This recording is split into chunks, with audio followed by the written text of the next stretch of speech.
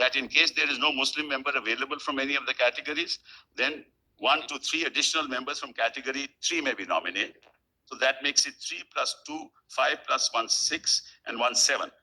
And then 2 persons who have professional experience, maybe non-Muslims. Joint Secretary to Government of India, 1 member of the Bar Council, provided that 2 members of the board appointed under C shall be women, provided further that 2 of the total members of the board appointed under this section, excluding ex officio, shall be non-Muslims. It's a complete takeover, Manoj. It's a complete takeover through nomination. Now, Manoj, if your lordship sees the 1995 Act, and I just presently give that to your lordships, the 1995 Act had all Muslims. And a disqualification. Section 16 is disqualifies non. That was, Malas, kindly see the council provision. I just point out the provision, Malas. Council provision was section 9 of the 1995 Act, all Muslims. Your lordship may just take it, it's all Muslims. And the board provision is section 14 of the 1995 Act, which is also all Muslim. Next point. And section 16 is a disqualification provision. And from amongst Muslims, then there's a disqualification provision also. That means non-Muslims are disqualified. That's correct. That's correct. Okay. Yes. Now, Malas, the next section, Malas, is chief executive. No, let's leave that out. Chief executive officer earlier had to be a Muslim.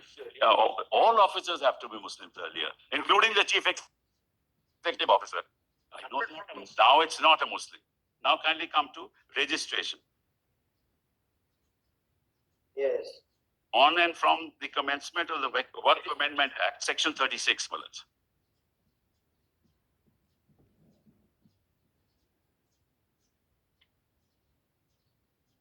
Yes. 1A, Malas. 36, 1 capital A. On and from the commencement of the Wakf Amendment Act, no Wakf shall be created without execution of a Wakf deed.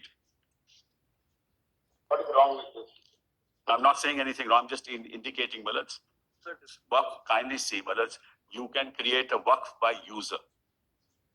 You don't have to have a deed. If it is my property, Malas, as your lordship knows, if it is my property, Malas, I can create a Wakf. In the sense I can allow somebody to say, have a shelter home there. I don't have to register it. It's my property, but supposing, forget about whether I'm the Muslim faith or not. Supposing my own property, I want somebody else to use it in the manner that I like. Who can interfere in that? As long as it's my property. That's fine. But then, why should I have to register? There's no difficulty in that. You can register the work also because it will help you also have to maintain a register of works. No, that's another matter. But Wakf by user is abolished now. Will that not be beneficial? The question of Wakf by user, you have an issue, we'll ask the others. Manoj, I'm just saying Wakf by user is now abolished. It's an essential part of Muslim law and Muslim faith. And it's recognized by your lordships in paragraph 1134 of the Ram Janambhoomi judgment. Your lordship, just note that.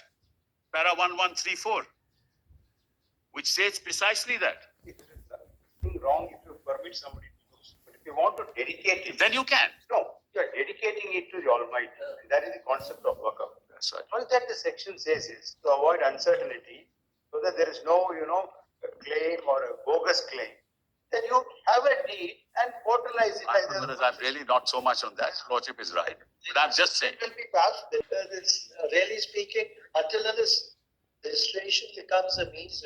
There's a big problem there. I tell your lordship, they'll ask us now, and I'll show those provisions to your lordship. They ask us if there's a Wakf created 300 years ago, who created the Wakf? Give us information as to how it was created. No, which provision? Produce the deed if you can. So, they want all that information on many of these properties were created hundreds of years ago. How will anybody ever prove it?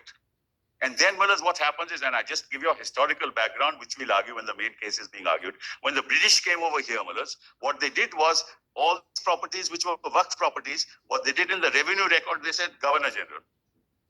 Now, on the basis of those revenue records, they say if it's DDA, they say it is my property. And then, the collector will decide. So these are very serious issues that ultimately will have to be decided by a lordship. But prima facie, this is a matter because this will arise from all over the country. In every state, this will arise, which is why your lordship should take it over and hear and finally decide the matter. But let's kindly see 7A.